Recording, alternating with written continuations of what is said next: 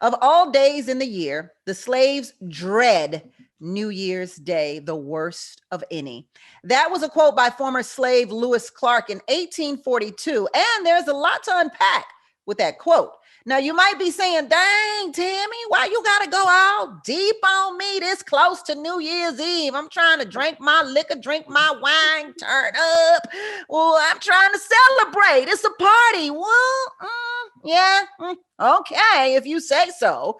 Look, if our schools had done the jobs and taught us about the history and meaning behind why many African Americans still celebrate New Year's Day with traditions that have been passed down from slavery, then I wouldn't have to do it on the Tammi Mac Late Show, y'all.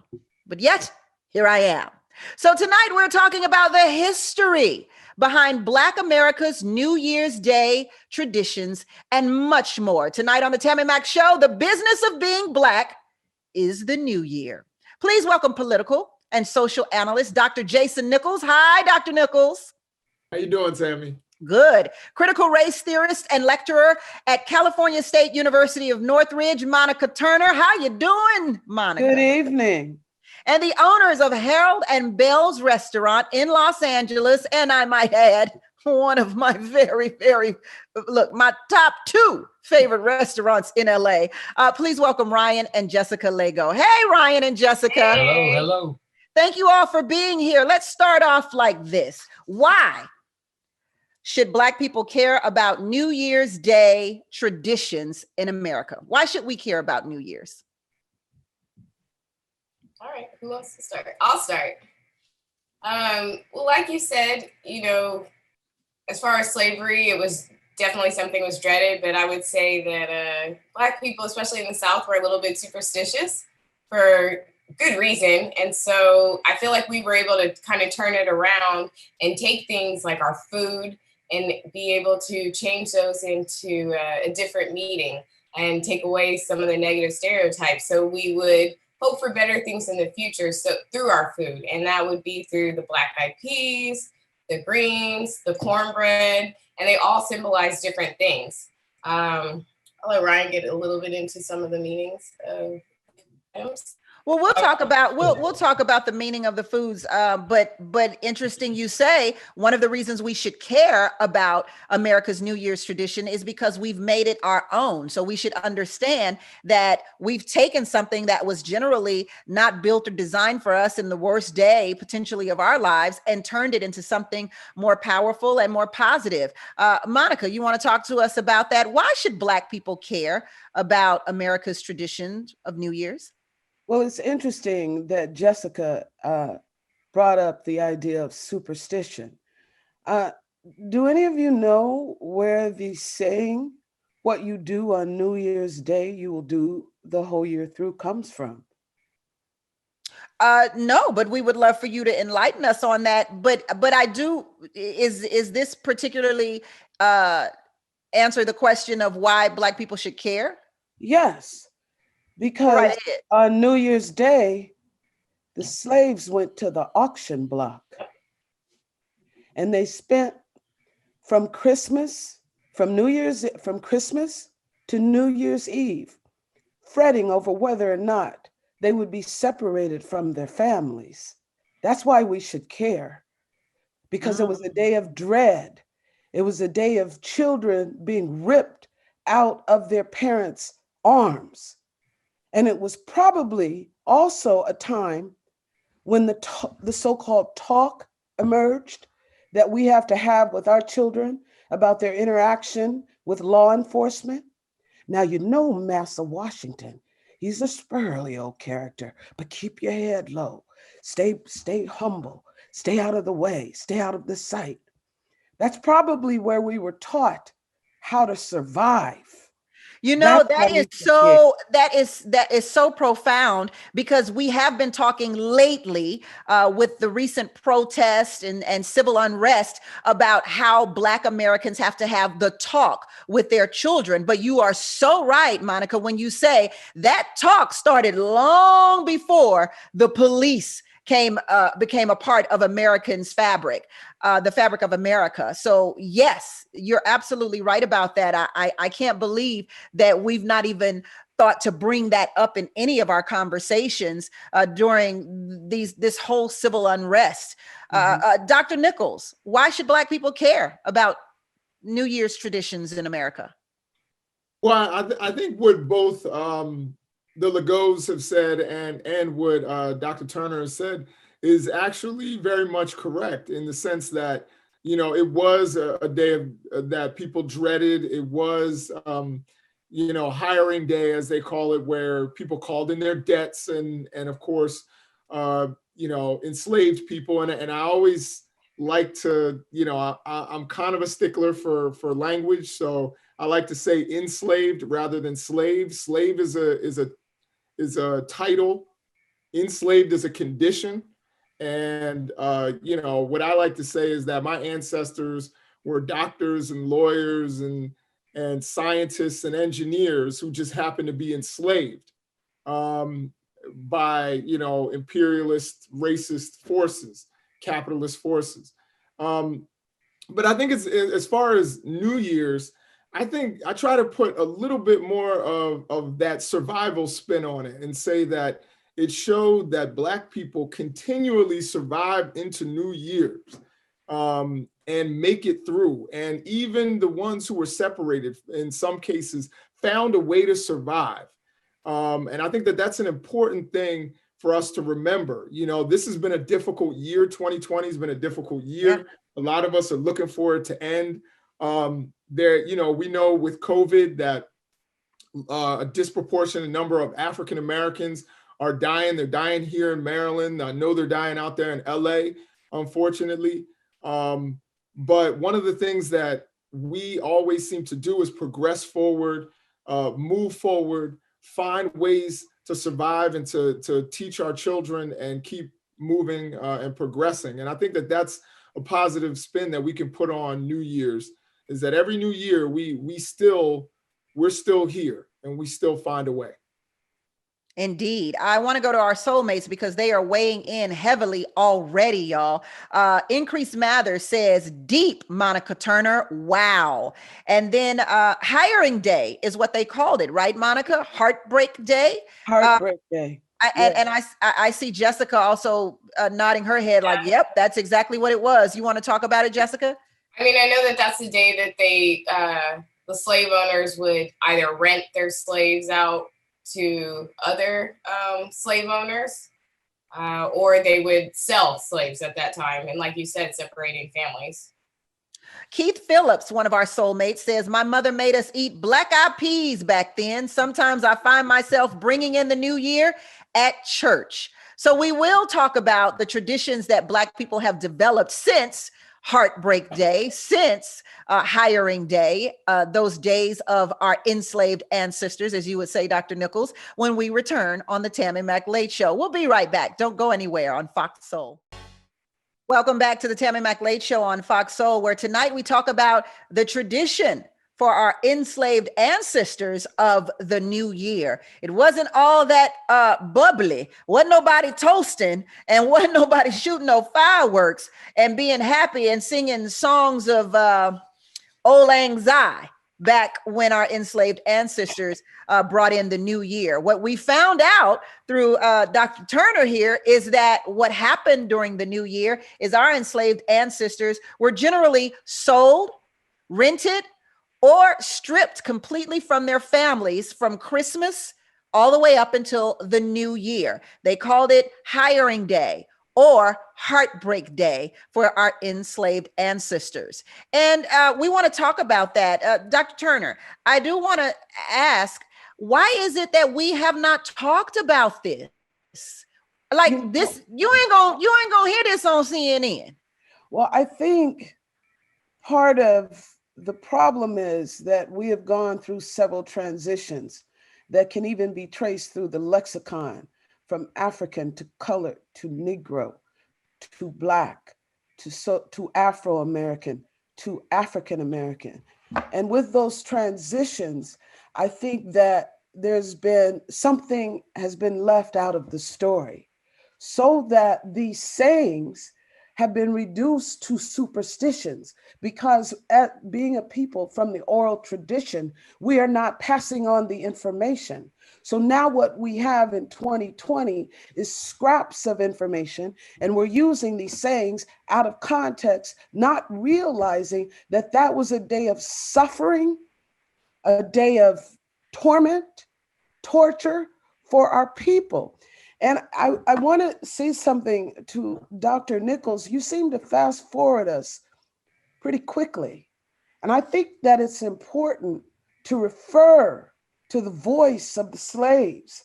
While I was doing research, I ran across an article in the Washington Post dated May 31st, titled "Barbaric: America's Cruel History of Separating Children from Their Parents." And it talks about an exhibit in the Smithsonian Museum of African American History and Culture titled "Weeping Time." And it provides an account from a former enslaved by the name of Henry Bibb. He says, "But the child was torn from the arms of the mother, amid the most heart-rending shrieks from the mother and child on the one hand, and the bitter oaths and cruel lashes from tyrants on the other.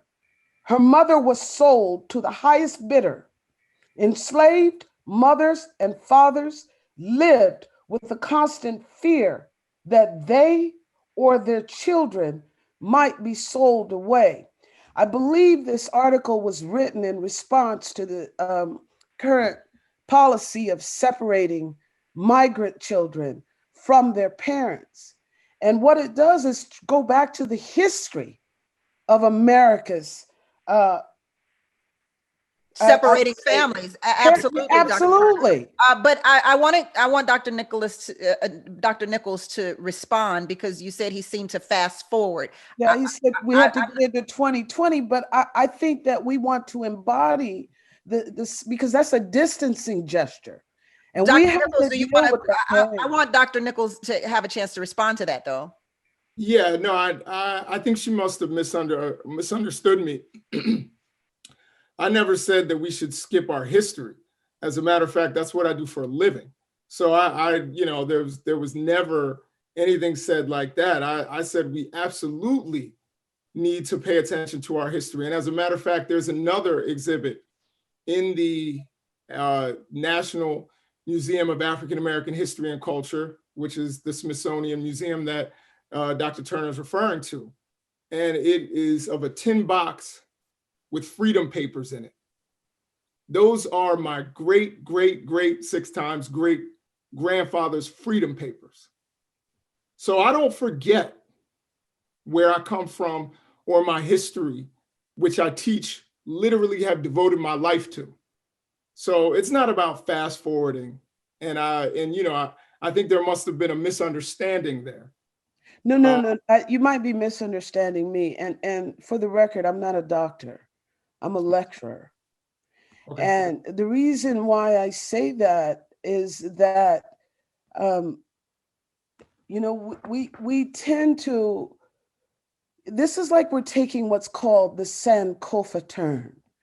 And it's an Aiken word, which means to go back and fetch, because we can't know where we're going until we know where we've been.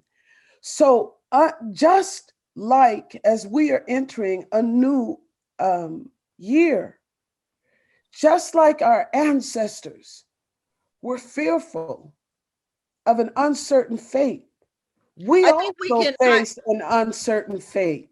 I think we can all agree with that, Monica. I think we're all on the same page there. Yeah, there's no disagreement. I'm just saying we went fast into 2020. And I kind of really, because it seems like when we talk about slavery, that the enslaved become cardboard box cutouts. But the goal, my goal is to humanize them, because we're still not that far from where they've been. So when we turn after we finish with the past and we turn to the future, then the goal is we must answer Dr. King's lingering question. Where do we go from here? Well, I'm going to go right to one of our soulmates from here.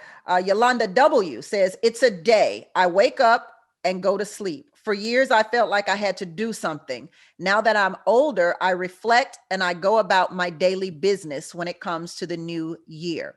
I do want to talk about the traditions. And I think that's what you mean when you say we're kind of fast forwarding, because we talked about the new traditions that Black people have developed since slavery.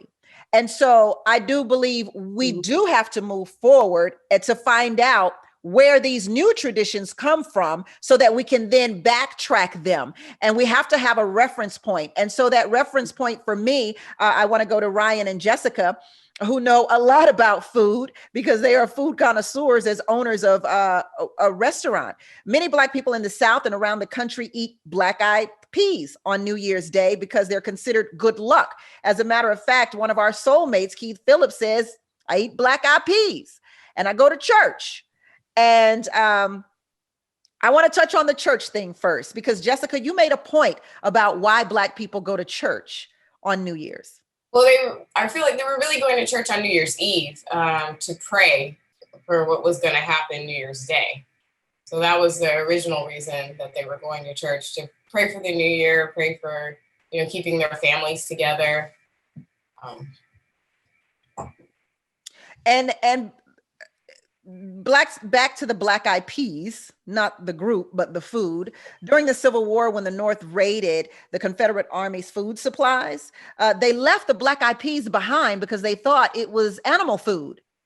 And the Confederate soldiers survived on those black-eyed peas and considered them lucky. So you want to speak to that, Dr. Nichols? Or should I give that to Ryan and Jessica? I mean, I can speak on it, but I think, as far as a food question, it should probably go to Ryan and Jessica. I actually want to hear what they have to say about it. What are your thoughts, Ryan and Jessica? Anything I leave out, feel free to add on to.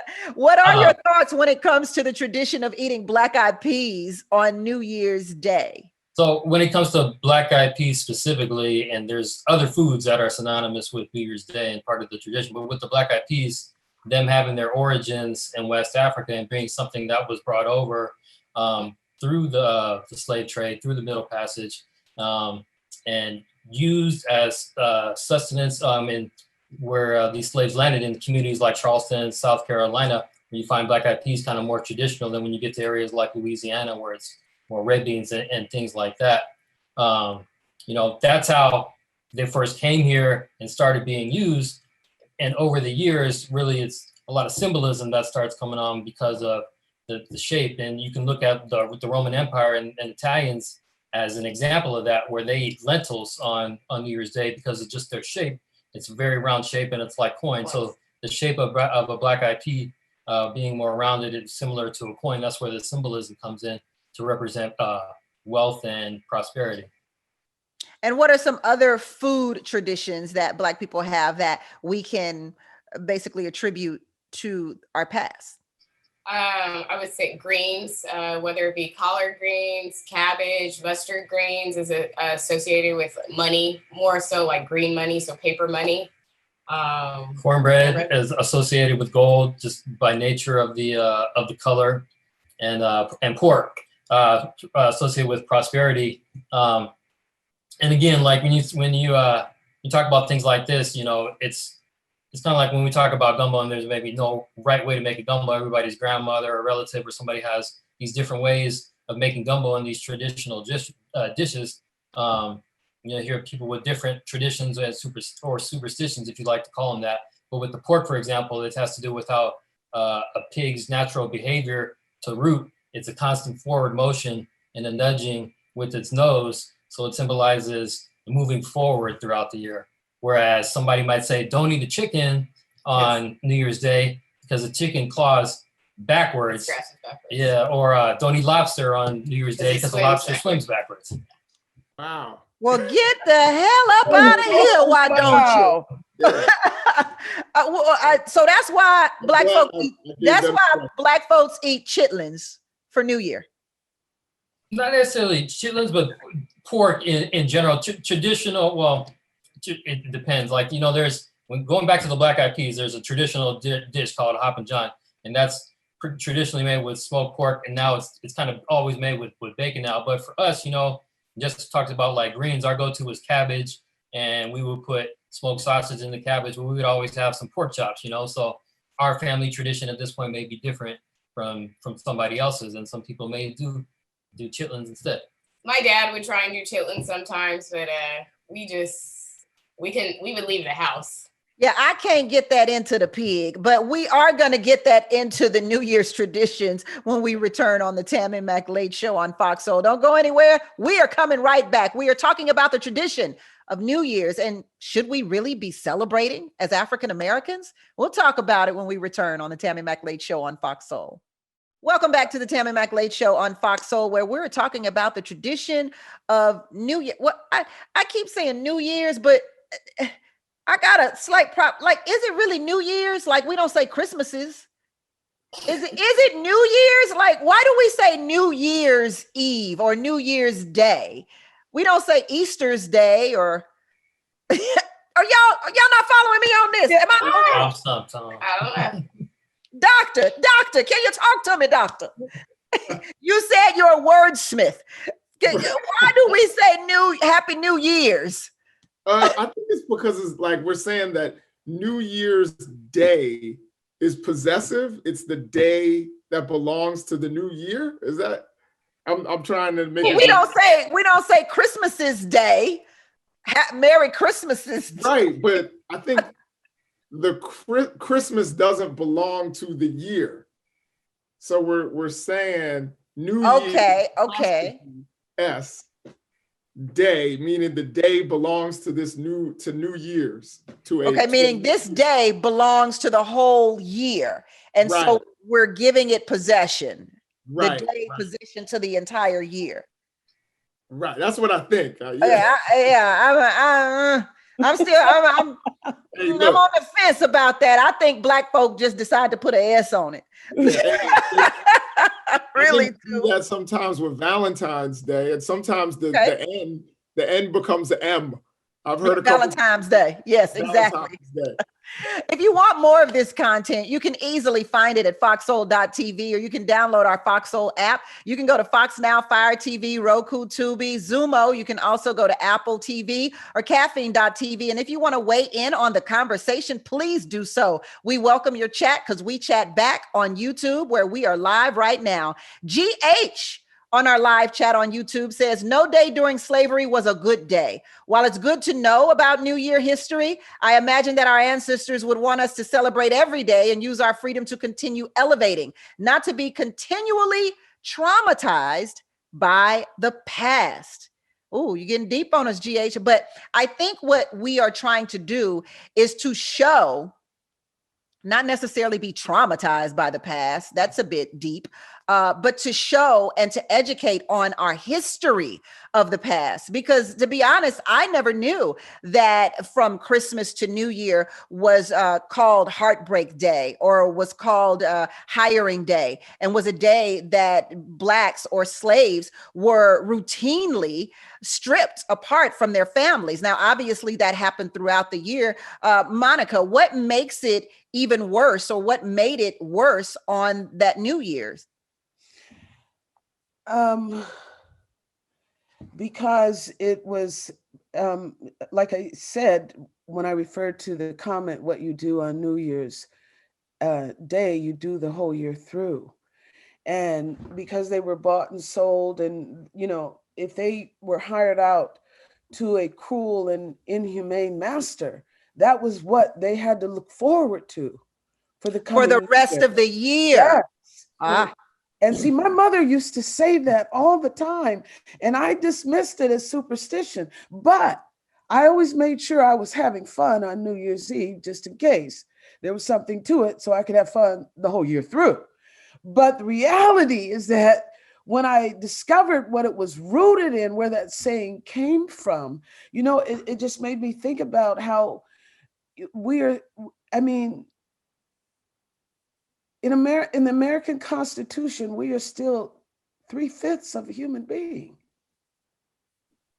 Yeah. Yeah. I was always told that the person you're with on New Year's was going to be the person that you're going to be with the whole year. Really? That was a false superstition. I can guarantee you that. Go ahead, Dr. Nichols. Can I just cut in real quick? Please. Again, a language thing. I'm not a fan, and again, this is just me, but I'm not a fan of slave master. I prefer the term slave holder. Captives are held. Hostages are held. They're not owned. They don't have a master. They have a holder. You hold someone hostage, you hold someone captive. And I think that enslaved people were captives. So I prefer, rather than master and giving that person that title and that power, we call them a slave holder. And, they held. I agree. But we can even call them barbarians. Sure, absolutely. We can call them a lot of things, but my question is, how do you get the rest of the world to join in on that, Dr. Nichols?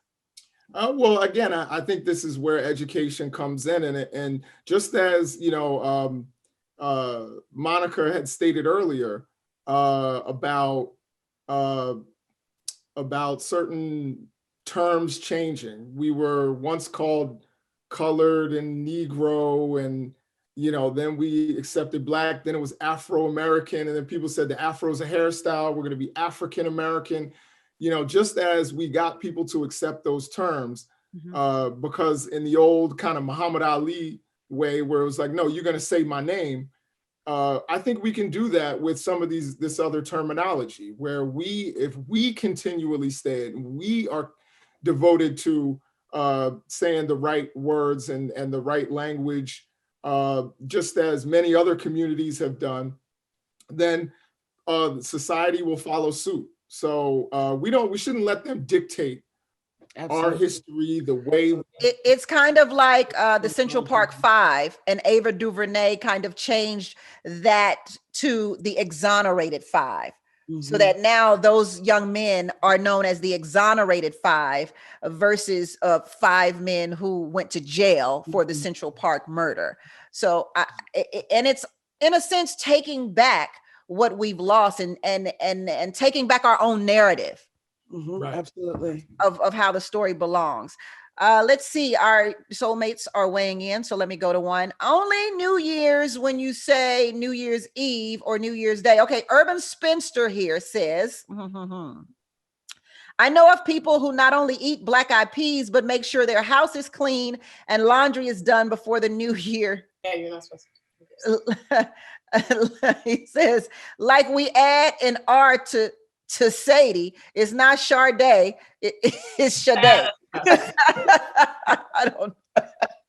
It's not even Sade, it's Sadie. Her name's Sadie. There are a lot of things that we do for New Year's because of superstition. Why does superstition play such a big part in our New Year's tradition? I'll give this to Ryan and Jessica.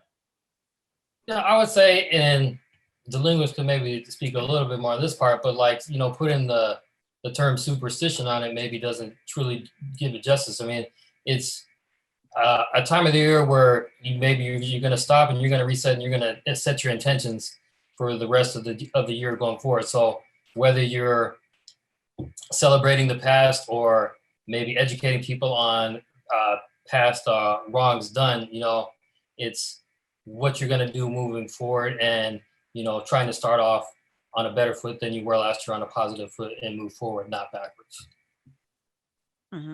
And Monica, to speak to your saying, Time magazine actually reports slaves were often auctioned off on New Year's Day for a period of 1 year in 1937. And a former slave named Sister Harrison said that's where that saying comes from, that what you do on New Year's Day, you'll be doing all the rest of the year.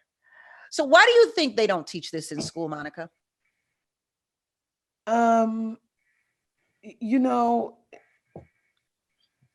It's because it's dumbing down. It's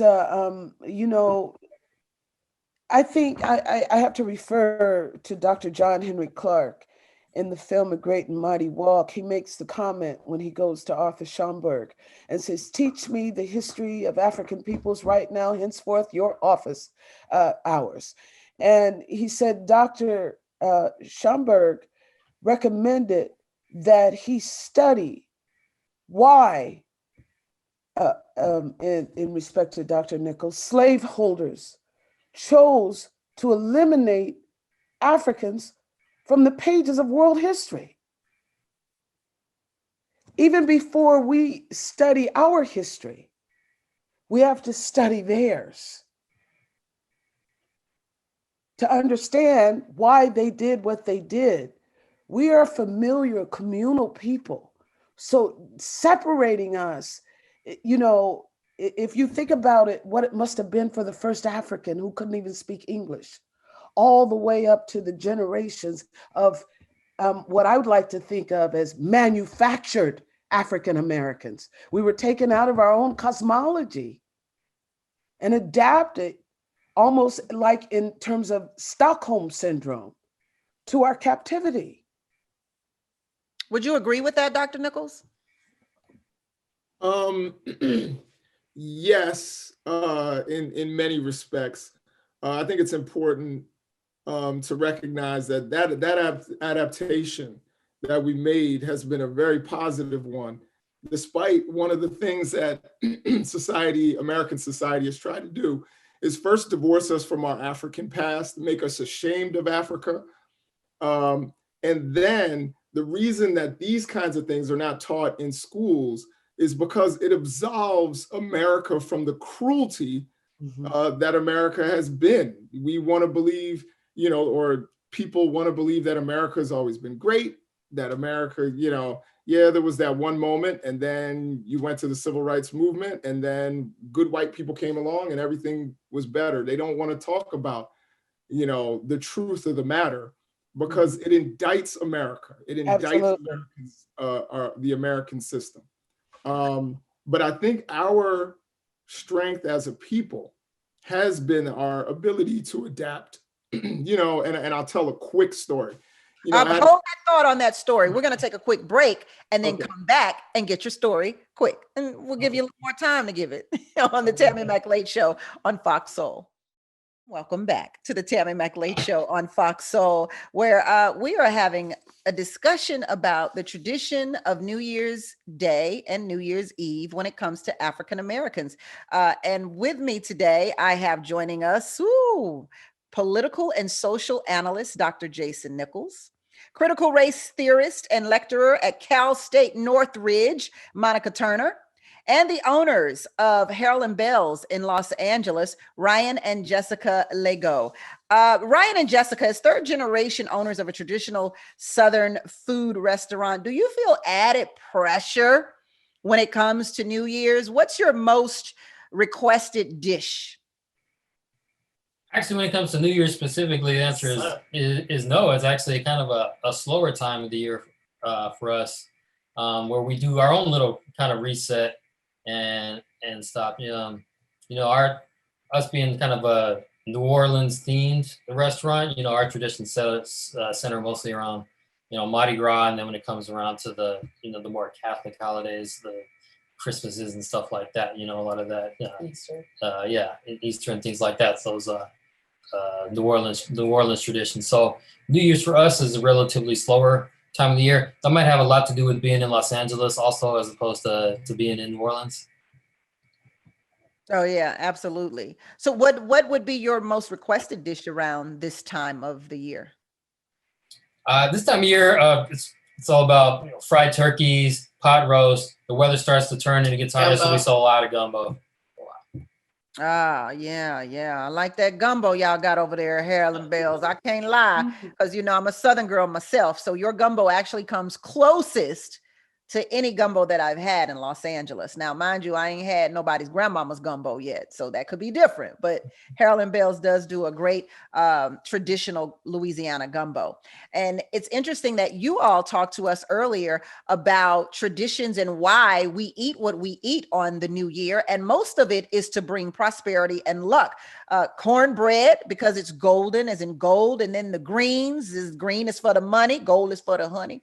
Black-eyed peas looks like coins. I never I would have never fathomed that black-eyed, like I wouldn't have made the connection. Yeah, black-eyed peas and coins, like a penny. Is that what you mean? But you also have to remember that the black-eyed peas that you're seeing today are far cry from what was originally brought over from West Africa. You know, the food system today is meant for it to be cheap and efficient and quick, you know.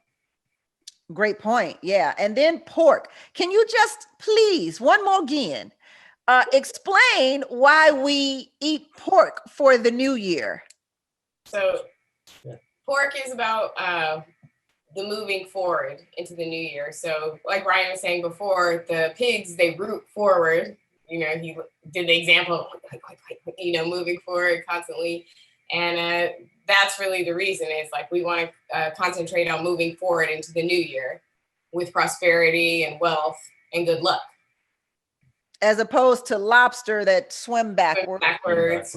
Or chicken. Backwards or scratches backwards. You can start throwing in shrimp and crawfish and all this other stuff. Yeah. You know. Oh, well, what about the cow? The cow go pretty forward. Yeah, kind of stay still and just chew. Yeah. Okay. You don't want to be stagnant for the new year. Okay, yeah, we don't want to be forward. We definitely don't want to be stagnant.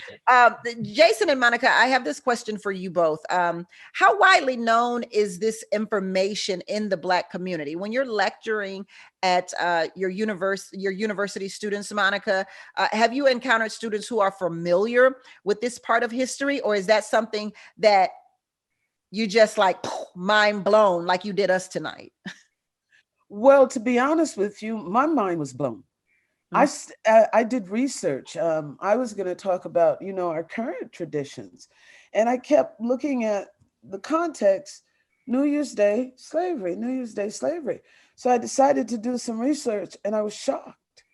I was shocked that we celebrate a holiday in a way that makes us complicit in our own oppression without the consciousness. You know, it's sort of, you know, we're participating in an event that was designed to dehumanize us without understanding of that. I mean, listen, and let me just say this. Mm-hmm. I started a new tradition after pouring through slave narratives. I have never practiced Kwanzaa, and I decided that it is good to reflect as we enter into a new year. So I started the tradition of practicing Kwanzaa just to have a context for reflection. But Kwanzaa was created by a Black man. I know. I'm very much familiar with that Black man, Malena Karenga. Yes. In 1966. But I just started practicing it as a result of the idea of using, as we enter into a new year, that at least 7 days for reflection. Because rather than thinking about, well, we can't do that now because we're in a pandemic, but what's going on? Where's the party? What are you guys gonna do? Let's get together. Because we you know, this is really a serious time, especially with the issues that we face currently. Black people have always been known to turn things around, to turn their circumstances around, to frankly, I always look at Black people like the more you try to hold us down, the stronger Absolutely. we become. And so is there any time that we are allowed to celebrate in your eyes, Monica? Ourselves. I think that even Frederick Douglass asked, what does 4th of July mean to the slave? I mean, every American tradition is basically built on myth. There is no Easter bunny, no Santa Claus coming down the chimney. We don't have, many of us, none of that. And we continue to participate in these activities unconsciously without knowing none of this was designed for us. Dr. Nichols, I see you shifting in your seat there. You can't sit still over there. You're like a little kid who got to go to the bathroom. I know you got something to say. I think it's great to create new traditions. And that's one of the things that I think was so important about Kwanzaa, was the fact that it came along and said, we need to create our own traditions. African Americans have created our own naming patterns, which I think is such a beautiful thing, you know. But what does America do? It tells us that those names are ugly, or the term that they'll call ratchet or ghetto or whatever, you know. When we were detached from our African past, we had the strength to create. Meanwhile, they're pronouncing Anna Kournikowski. Right, exactly. So I think that's a beautiful testament to our strength as a people. I do think you can celebrate certain holidays, particularly religious holidays, if you hold those beliefs. You know, if you're a Muslim and you want to practice Eid, or if you are a Christian and you want to observe Christmas or Easter, I think that's okay. Excuse me. But I do think that we should be aware, certainly, of what these traditions have meant to our people, and teach the entire story to our children, and make sure that they have a good understanding that yes, this meant something to your ancestors, and it may mean something different to your ancestors than it seems to mean to you right now. And you need to be aware of that. So I think that that's not only incumbent upon us that call ourselves educators, but I think in the African tradition, all of us are educators. And I think, you know, the Legos, you know, educated me immensely tonight about the food traditions of our people. And I'm so thankful for that, you know. And, you know, I'm going to tell my wife, is, you know, hopefully I won't wake her up. It is almost 1 o'clock here. I'm going to tell her, baby, do you know about a pig? We don't eat pork, but, you know, Pig symbolizes us moving forward. Maybe you should cook some bacon tomorrow. Right. So yeah, I mean, you know, I think that it's incumbent upon all of the soulsters out there who are commenting. When you learn something and when you research, I tell you, trust but verify. Even things that you hear from us, go back and look it up, and, you know, teach your children, teach the people in your community, each one teach one. I think that's really important. I think America is on the verge of being completely shell-shocked. I mean, they're talking about changing Columbus Day to Indigenous People Day. The Washington Redskins are now the Washingtons. I mean, America, they've knocked down Confederate statues. They've torn down Confederate flags. I mean, this country is really going through an immense change and transformation, slowly but surely. And so I don't think it's too far-fetched that maybe New Year's Day becomes a celebration for the end of the transatlantic slave trade day, or, you know, a lot of traditions and a lot of things that have been put in place by Americans will not be there in the future. And I see that happening slowly but surely right now. We're going to take another break and we're going to come right back. Soulmates, we want to see you chatting. So go ahead and chat with us. We'll chat right back. We're coming right back on the Tammi Mac Late Show on Fox Soul. All right. So to wrap up this New Year's, I still feel weird saying New Year's. I still feel weird. To wrap up this New Year's tradition conversation, I'd like to know from each of you, if you could do New Year the way that you want it, if you could celebrate and have America celebrate in that same way, what way would that be? And I have to go to you first, Monica, because I know you got some ideas about how we should be celebrating the New Year. So if you could have it your way, and America would be celebrating your way, how would that way be? Ooh. You know, to be honest with you, I don't know, that sort of invokes the double consciousness in Du Bois for me, you know, when you join with America. But we all live here. I know, and we have to coexist. Yeah. I think, and so you know, even if you were to have white people celebrate in a way that rejoice in a way that celebrates Black people, would that be something you'd like? You know, I don't, you know, that's really a good question.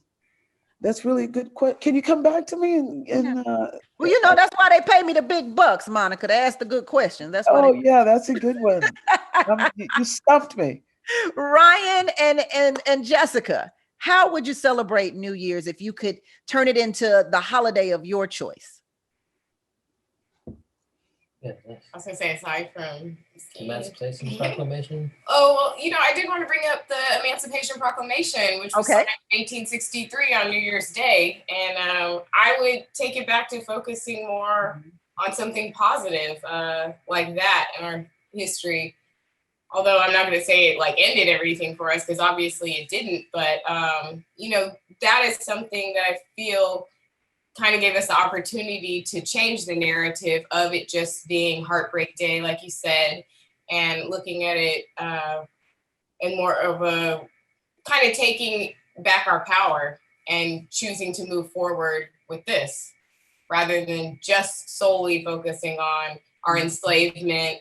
I think that we've always, as a people, had the opportunity. We end up changing everything, you know, to be positive for us, whether it be words that were negatively used to refer to us. I'm not saying that it's always positive, but, you know, we've had a tradition of changing things around and making it our own tradition moving forward. So I would focus on that. Dr. Nichols? I would definitely concur with Mrs. Legault. But I would also say that I wish society as a whole, you know, particularly us as Americans, would look at the past year, look at our failures, the things that we didn't do, the people that we hurt, and also look at some of the positive things and really figure out where we're going to go forward as a society and as a country in the future. Look at all of our conflicts overseas. Look at the people that are being harmed, the people that are homeless, the people that aren't eating, and try to figure out strategies to actually help those people in the future. So, you know, just like we all talk about our personal reflection, I think as a society, we should make it a day where we atone for what we've done, not only throughout our history, but just in the past 12 months, and also figure out how are we not going to repeat the mistakes, not only of our long past, but of our last 12 months. I think would make our society better every year. Yeah, and in some ways, our last 12 hours. Tammy Gardner, our soulmate, says the Black Family Reunion Cookbook is an excellent book to have on this topic. And then Urban Spencer says the Cooking Gene by Michael Twitty is another one. So I guess those books are some books that we can dive into when we talk about the new year or the traditions of African Americans cooking and how we eat. Monica, you want to wrap this up for us? Or are you done? Yes, I do. I think that we should celebrate in whichever way we choose, but be cognizant of what it is that we're celebrating. You know, do it with some consciousness. Celebrate with consciousness. That's what the Tammi Mac Late Show is here to do. Help you gain that consciousness. On that note, I'm out. Thank you so much, Monica, Dr. Nichols, and Ryan and Jessica. I will be seeing you at Harold and Bell's. I know y'all not seating people. I go get my takeout too, especially with that gumbo. So trust and believe my order will be in for the new year. That's the end of the Tammi Mac Late Show on Fox Soul. And until tomorrow, it's a blessing to be in your box. Bye, y'all.